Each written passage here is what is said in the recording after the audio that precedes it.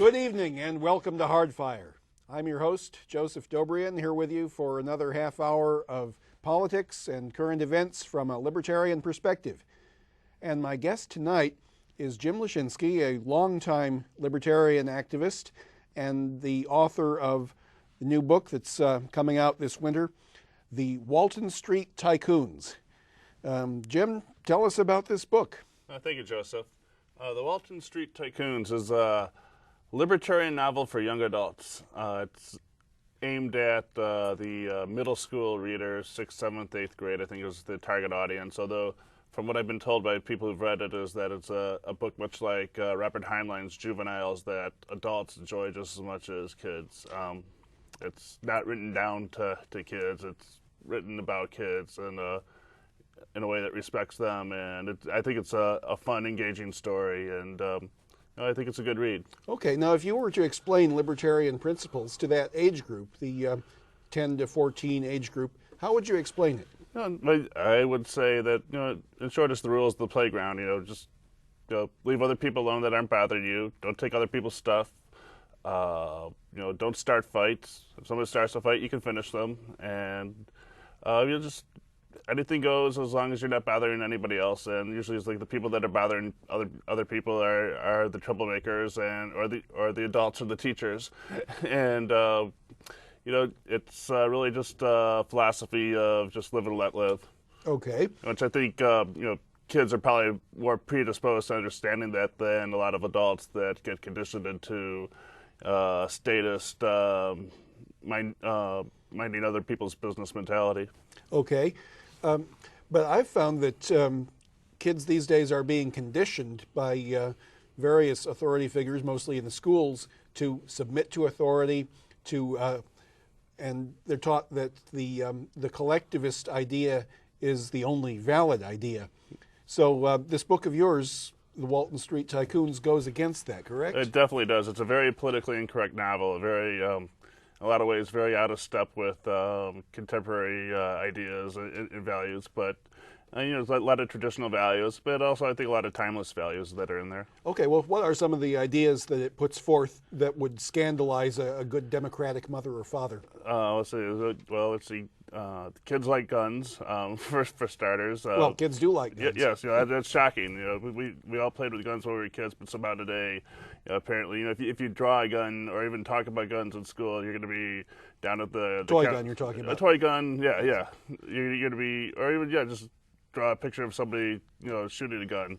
You're going to be down at the principal's office or the counselor's office. These kids are You'd probably be in jail, as a matter of fact. Yeah. And, it could be a threat. Drawing a picture of somebody shooting a gun could be perceived as a threat, and often is nowadays for some reason. My gosh, when I was a kid, I used to draw pictures of my teachers hanging from the gallows all the time. Yeah. I'd be in prison for life if that happened today. Oh yeah, I used to have friends that would draw in their notebooks, really detailed renderings of soldiers shooting submachine guns and playing cops and robbers and cowboys and Indians and or Native Americans. We called them Indians back when I was a kid. But I still call them Indians. Okay, and so you have that. Capitalism is a big theme in the book. That it's okay to be greedy and to make a profit and to and that some people are smarter and more driven and more talented than others. Not everybody has equal self-esteem, nor should they.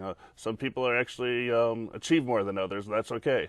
Okay, well, without giving us too much of the plot, can you tell us a little about what takes place in this book and why people would find it interesting? Yeah. The Walton Street Tycoons takes place on Walton Street in upstate New York fictional town called Walton, New York. And like much of upstate New York, it's economically depressed. Whatever business and industry had been there has left and is fleeing. And the kids there, seeing their parents unemployed and out of work and wanting some money, they start their own little businesses. And the interesting thing about the kids' economy is it doesn't have all those things like taxes and regulations and all the things that get in the way of people prospering in the above ground economy. And surprisingly, these kids start making a lot of money, and of course, there are a lot of people that aren't happy when somebody else is successful. whether it's other kids or grown-ups. And so a lot of the plot and the humor and the tension in the book is what happens with these various people, whether they're peers or teachers or parents or government, resents people that are successful and tries to get in their way. Okay, so when you have these capitalistic kids out there making money, are they more or less honest and ethical? Well, or yeah. I mean, there's definitely, I try to make them well-rounded and human. It's not, one of the things I always found troubling about a lot of Ayn Rand's books, which I thought obviously are great books, Atlas Shrugged and The Fountainhead, are wonderful libertarian books and have a lot to teach, but a lot of the characters, especially the protagonists, I've always thought were very two-dimensional and heroic, larger than life. And it's good to have heroes, but they should be rounded and human. So I think my characters and my protagonists, they're definitely flawed kids, but overall they're very moral, and they get, to the extent that they're successful and become wealthy and successful, is because they're good business people and they're honest and they're delivering a good product.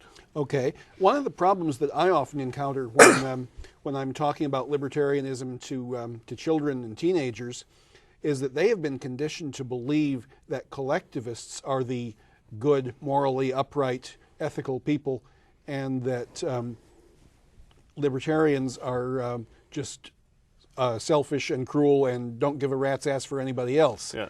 Well, that's all true.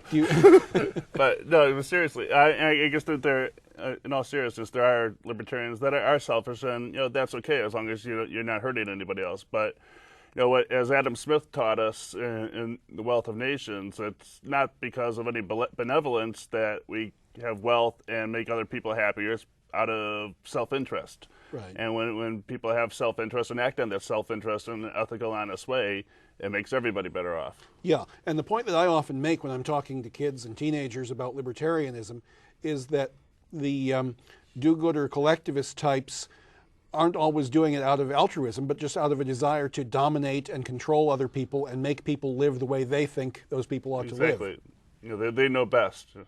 The idea that somebody else knows better than you what you want and what will make you happy is this idea that Democrats and Republicans alike seem to be enamored with. Right. And another objection that I hear from a lot of kids is, well, when you describe your libertarian society, you seem to be assuming that everybody's going to be good. Right. And I always say, no, quite the opposite. Yeah. I don't think everybody's going to be good. I think everybody's going to be bad because people are bad, and therefore I don't want them governing my life. Right, exactly. They can be as bad as they want to be on their own as long as they leave me alone. Yeah, you look at the people that want to be in charge of other people. It's not the people that are good and have the best interest, everybody's best interest in heart. It's the people that, like you said, want to dominate other people. The people that see somebody else having fun. When you think about the kids that used to snitch in school, they weren't looking out for you because if you were chewing gum, you weren't hurting anybody. But just the idea that you were getting away with something that they couldn't leave well enough alone, and they want to show that they have power over you. Yeah, the hall monitor types, the student government types. Yeah. Those are the ones who grow up and go to Congress. Exactly. And, so it's really no wonder that our government is the mess that it is now. Well, now you have 2 small children yourself, and a third on the way. A third on the way. My goodness, don't you have a TV set? You would think so. Yeah, but in any case, of course, when they grow up, they'll make their own decisions. But do you try and instill libertarian principles in them at their early age? Yeah, well, that's an interesting question. I don't want to. I think propagandizing children is distasteful, so I wouldn't say I do that. But at the same time, I think my view of libertarianism is that it's such a simple, basic moral ethic, that do unto others, golden rule, that I think we do teach them that. And as they get older, and they become more sophisticated, they ask me questions about politics, I share my opinions with them. But just being around my wife and I think they pick up certainly a lot of our values. But I try to stay away from propagandizing them and just lead by example and teach them my values, and hopefully my kids are smart enough that they'll pick up some of that. And we also we have a very libertarian household. We're homeschooling our daughters, so we're keeping them out of the statist government indoctrination camps that pass for public schools, and so they're avoiding a lot of the indoctrination and propagandizing that they would get from public schools, which I think is one of the main reasons that public schools exist, is to indoctrinate kids into the socialist mentality. I agree, and I think that the idea of homeschooling your children is a very, very good one if you are able to do it. But let's face it, a lot of families can't. Either they don't have the know-how or they don't have the resources, and they have to send their kid to public school.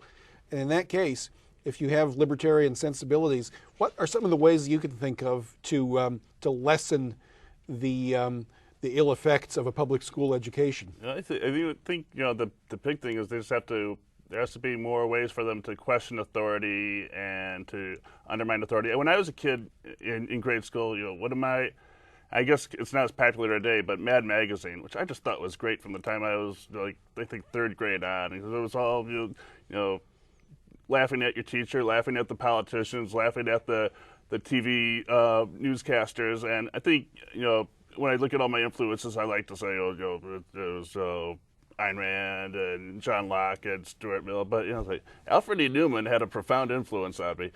Yeah, definitely.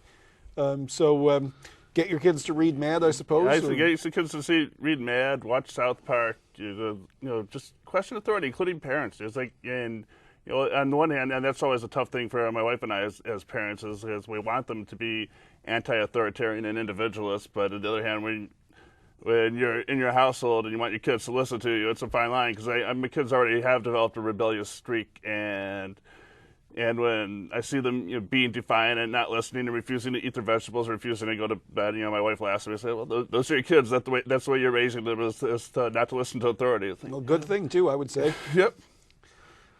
There's, of course, nothing wrong with obeying authority that you consider legitimate. Sure. And, yeah. But it's the mindless obedience that's being drummed into kids today that is really rather frightening. Exactly. So for parents who want their kids to read your book and other libertarian books, and for kids themselves who might be interested, how are they going to get hold of your book? Well, through any of the big websites, Amazon.com, BarnesandNoble.com. It's available through my own website and the publisher's website. EastRiverPress.com is East River Press is the publisher, so you can get a lot of information about the book there. And just go on Amazon, and as the book becomes more widely distributed, I'm hoping to get it into bookstores and have media opportunities such as this one to promote it. So I'm hoping to get, as for a first-time author, it's hard getting the word out and getting it into bookstores, but I'm doing what I can to get into the right distribution channel so that it is available widely. But at the very least, Amazon has it, and just go to Amazon.com, Walton Street Tycoons. Okay, would you say it's a short, long, medium book? It's 269 pages. Okay. $9.95, which I think is it's a reasonable price. Reasonable price for a paperback. Okay, now for a lot of us, I think, are aspiring authors, if we're not there already, and would like to get a book published. Most people have one or two books in them at least. Can you tell us a little about the mechanics of getting something published if you don't want to go to an agent and have them shop it around? Sure. And there's pros and cons to all the different ways, but you could go about it, and certainly an agent is a viable way to do it if you have those connections and if you get lucky. And I would have loved to have my book published by Random House, but that wasn't in the cards. For reasons not least of which is that all the big New York City publishers are run by big New York City liberals, and wouldn't want to publish a book like mine, even if they had read it in the slush pile. But one of the great things about the age we live in is that media is being disaggregated and disintermediated, and so shows like Hardfire that are direct access and give people the media and websites and web publishing, but mine's for a small press. It's a traditional book. It's not a print on demand or one of these digital print. It's traditional offset printing, real book that you'll find in the bookstore. But there's a lot of resources today for even people that want to have a more traditional book, which I did. There's a lot of resources on the internet for self-publishers or for small presses to do everything. Really, it's a turnkey approach to hire people to do the copy editing and the proofreading and the design, which I think it's important to have professionals do it. A lot of people will do it yourself, and that has value too if you want to. You're doing it for a smaller audience. There's certainly some, and you are a do-it-yourself type. I wouldn't totally discourage that, but if you want a professional product, I think it's important to hire professionals. Okay, but if you were to boil the principles of libertarianism down to just one or two very simple ideas that a kid of say 12 years old could understand, what would be the first maybe one or 2 points that you would make? The first point of libertarian principles is no aggression, no starting fights, no taking anything that isn't yours. That's the first libertarian principle. And the second libertarian principle is really the same thing as anything that's peaceful, anything that you want to do, whether it's a good idea or a bad idea. It's your right. You're an individual. You own yourself, and that's something that people don't get. And it sounds obvious at first. Well, yeah, of course I own myself, but the implications of that are profound. And a lot of people and a lot of society has been set up to recognize self-ownership. Yeah, I think that's a point that many people miss, that we actually do not own ourselves. We are, in effect, the property of the government or the property of the collective. Maybe you can tell our viewers a little bit about that, because every time I bring that up to somebody, they hadn't thought of it before. Yeah. One of my favorite examples that really illustrates that is for feminists who I often run into in New York, and I consider myself a libertarian feminist, but what passes for a lot of feminists in polite society are people that don't really buy the full argument that women own their bodies, and especially when it comes to they recognize it with something like abortion, but not so much with something like prostitution. And so one of the old libertarian jokes is that we're all comfortable with the idea that a woman owns her uterus, but we think that the vagina belongs to the state. Okay, that's a difficult thing to talk about when you're writing a young adult novel. But, but I know when I was in the 6th grade, there was nothing I like talking about more than vaginas. Oh, of course. But in your book, without giving away too much of the plot, it centers around a business that these fellows start up. Sure. Yeah. And maybe you can tell our viewers a little bit about why businesses tend to be so over-regulated and overtaxed in the first place. When did that happen? How did it happen? And how did it get so pervasive? Well, I think it's ebbed and flowed, but certainly in medieval Europe there were all the guilds and the mercantilist system that really regulated and controlled businesses, and you didn't really have a real free market until the Industrial Revolution. One of the unique things about America for most of its history is that we really did largely have a free market that was unregulated, and when you started imposing tariffs and taxes on people, you found yourself tarred and feathered and rode out of town on a rail, as well you should. And it was really that laissez-faire approach to business that I think really made America prosperous for most of its history. And even the early part of the 20th century, I think it wasn't until the start of the 20th century, like I guess you can point to Theodore Roosevelt really started a lot of the trust busting and anti-monopoly, which really just helped set up monopolies because once the government started getting involved, and all the food and drug regulation, which really just created a lot of barriers to entry, and that trend just accelerated for the rest of the 20th century in all sorts of businesses. And while we continue to be prosperous as a nation, in a lot of ways we could be even more prosperous. It's only through the ingenuity and the resources of this country and its people that we have as much wealth. It's certainly not due to government. And I think now we're starting to reach a point in our country's history where will we continue to be in the 21st century as prosperous as we were in the last? And I don't know. And I think if we are going to continue, we're going to have to do a lot of this tax and regulatory system. Okay. Now, another point that kids are often taught all through grade school and high school is the idea that the most wonderful thing in the world is democracy. And they get the word democracy thrown in their faces, not with any clear definition of what democracy is. They're just pretty much told that democracy in and of itself is good. Right. It's like saying the word God. It's a conversation starter. We totally, if you're anti-democracy, it's the same as being anti-God or anti-motherhood.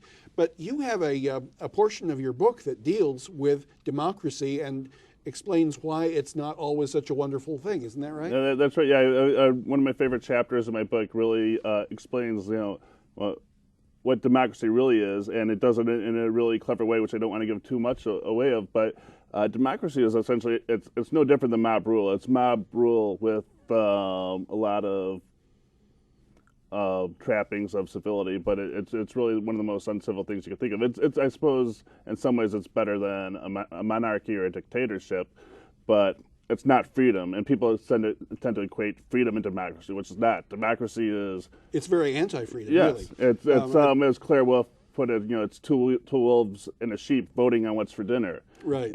and so, it's the majority lording their will over the minority. And there's nothing freedom-loving about that. In a free society, it's the individual that should have the rights, and certainly the minorities that should have the rights. It should not be the majority getting to boss around the minority. Exactly so. And as a matter of fact, in a democracy, it's really hard to posit that one has any rights at all. One doesn't. One only has privileges that can be taken away at the whim of the majority.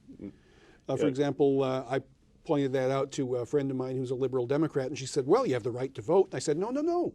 Voting's not a right. Voting is a privilege, and it can be taken away from you. For example, if you have a felony on your record, you can't vote. Right. If you are under a certain age, you can't vote. Certainly, yeah. Real rights are either God-given, or if you're not a deist, they're innate, natural properties you're born with. The right to self-ownership, the right to free speech. They're positive rights that you have on your own, regardless of what any government has to say about it. Exactly, and I think that that is one of the simplest ways to explain libertarianism to the uninitiated, is just to point out that there are really two opposing ideas. There are those of us who feel that you are and should be the property of the collective, and those of us who think that you're not, that you own yourself. And any democratically arrived at law or privilege that can be granted or something like that is you can take that and explain to your listener why that shows that you have no rights, that you are actually owned by the government. Right. Take, for example, go ahead. Sorry, one of the misnomers that I always cringe at is when people say, well, the Bill of Rights gives you the right to do this, or the Constitution gives you the right to do that. I say, no. Read the thing. The Constitution does not give you any rights. If you look at the way it's all worded to the negative. The Congress shall not infringe. The Congress shall pass no law infringing on your right. It's all, because the founders understood that these are rights that you were born with, and the Bill of Rights is really, it's properly understood as a bill of prohibitions. It's all prohibitions on the government infringing on the rights that you had before the government ever came along. Exactly so. And I think that some people, including, frankly, some people who call themselves libertarians, will misinterpret and abuse the Bill of Rights for their own purposes. For example, if I am holding a meeting and somebody else tries to disturb it, and I ask the cops to come over and please get this guy out of there, then he will complain that his rights to free speech are being violated. And I have to explain, no, this is not the Congress making a law restricting your speech. This is me as a private citizen saying, don't disrupt my meeting. Right. You're exercising your right to free association. Exactly. I don't want to associate with this person on my private property. And I am not under any obligation to provide this man with a podium from which to speak. Exactly. Yeah. It's prohibitions on government. Yeah. Editors and publishers obviously don't have any obligation to facilitate your freedom of the press. Mm-hmm. You get your own press. Yeah. Another point that I think is very important to bring up, especially when you're explaining this to children, is that with rights certainly come responsibilities, Oh, but absolutely. they are not responsibilities to the collective, as so many socialists and liberals would have us believe.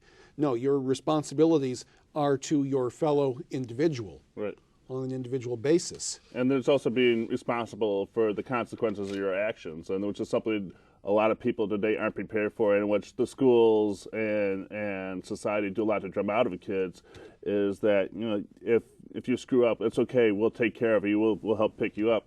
And, you know, in a free society, well, yeah, maybe your neighbors will help you if you get yourself in a jam and you're a good person, but they won't enable a way of life of screwing up. If you continue to make bad choices for yourself, part of that responsibility is the responsibility to take the consequences of your bad choices. Right.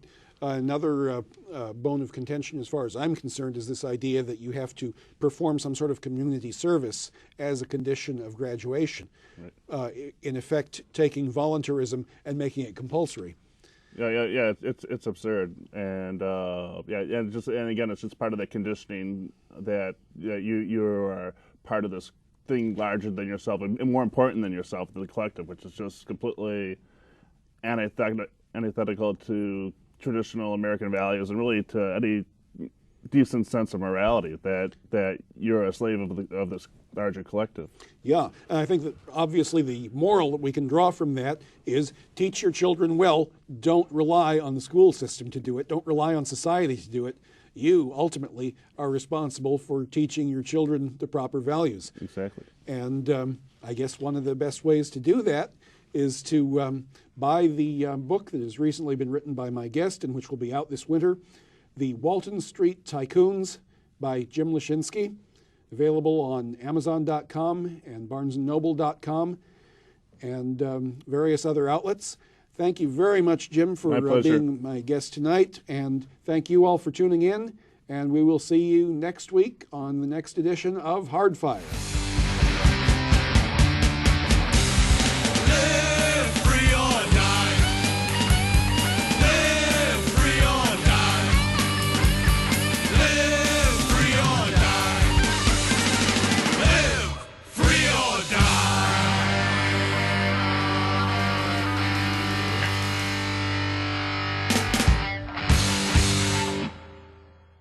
Catering for the cast and crew of Hardfire is generously provided by DaVincenzo Restaurant, 256 Prospect Park West, Brooklyn, New York, 11215. 718-369-3590. www.davincenzorestaurant.com. That's a difficult thing to talk about when you're writing a young adult novel. But, I know but when I was in the 6th grade, there was nothing I like talking about more than vaginas.